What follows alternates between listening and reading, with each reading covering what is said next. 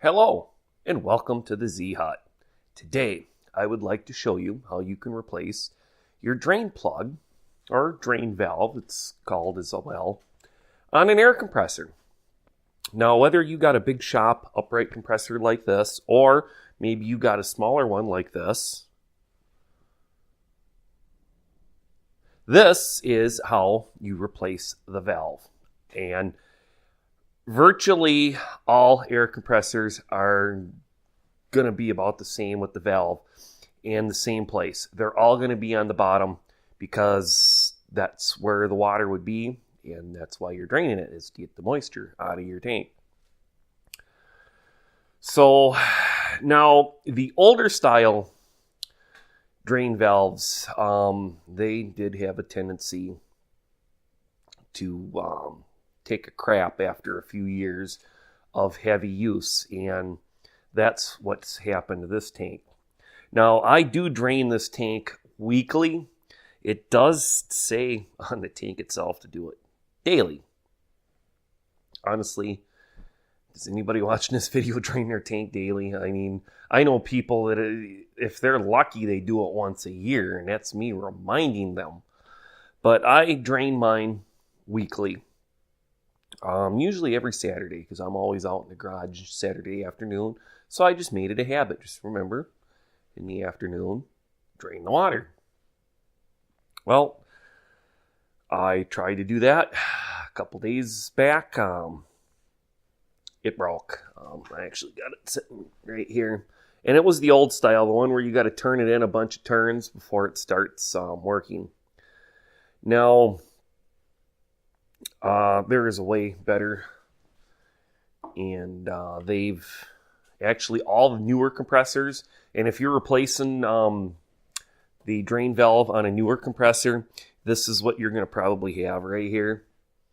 And all right, here's a close-up what it looks like.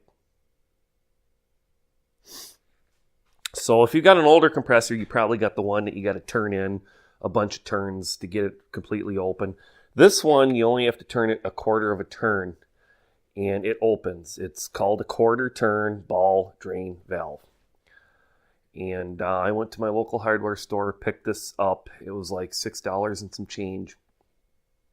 And I noticed they didn't even have these old style ones anymore. So I doubt on the new compressors they even have them. But if you've got an older compressor, see, this one here is about 10 years old, so 10 years ago I know for sure they were still using these, but once you get newer, you're probably going to run into these, and this is super easy to replace. You're going to need one tool, and well, possibly two, but it's going to be the same type of thing. A 9/16 wrench if you've got the old style, and you want an open end. The box is not going to fit on there unless, like mine, I'll bring it in a little here and show you. I've actually busted the tabs off. And what happened originally, I went to screw this open to drain the tank, and the weld, however they had it connected, broke loose so it would turn, but it wasn't turning the valve in. So I just took a pliers, ripped it off. Otherwise, you don't want to do that. You want a box end. But if you rip those two little tabs off, then you can use the box end. And I just said box end on the other side too, didn't I? I mean open end. So 9/16 for, I'd say, at least 80 to 90% of the old style. Now the newer ones. Now this isn't the first compressor that I've replaced these on. This one I'm putting on here is a 5/8. But I have also ran into ones that are metric. There's a few different companies that make these. Now, this one, I got the name brand. I didn't buy the cheapo, because I'm hoping by putting this on here, and beans, I will be using it every week, so it's not going to sit and seize up most likely. This will probably last the rest of the lifetime of this compressor. These are way better than the old style ones. I'm glad they started making these. Way better and easier. It's a quarter turn. Instead of having to turn the other one in a bunch of, well, you could turn it in one or two turns and it'd start to drain, but if you really wanted it to empty, you had to spin it around a bunch of times. This is way easier. So I do recommend using one of these. Actually, I don't even know if you can still buy the old style. I'm sure if you looked on eBay or Amazon, you can find them, but don't waste your money. If they're $1 or $2 cheaper, well, trust me, this is more convenient anyway. All right. Like I said, to replace it, it's on the bottom of the tank. I'm not going to actually go down there and show you. I mean, I showed you I got it off.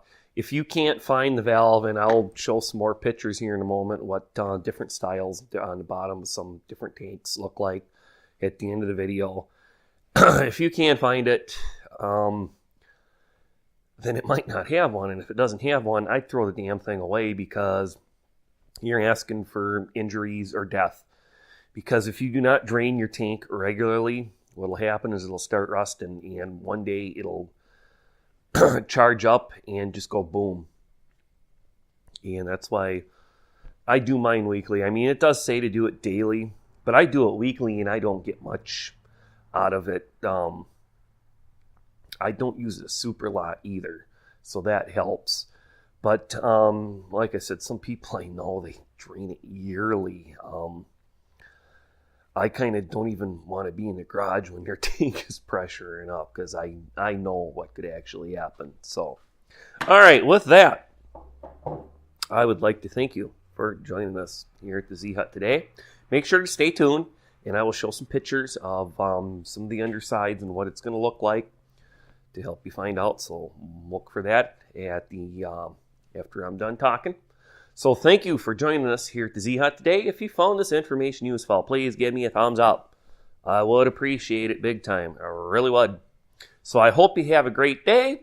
And remember, have fun fixing, building, or whatever you're doing. Hope to see you here again. Later.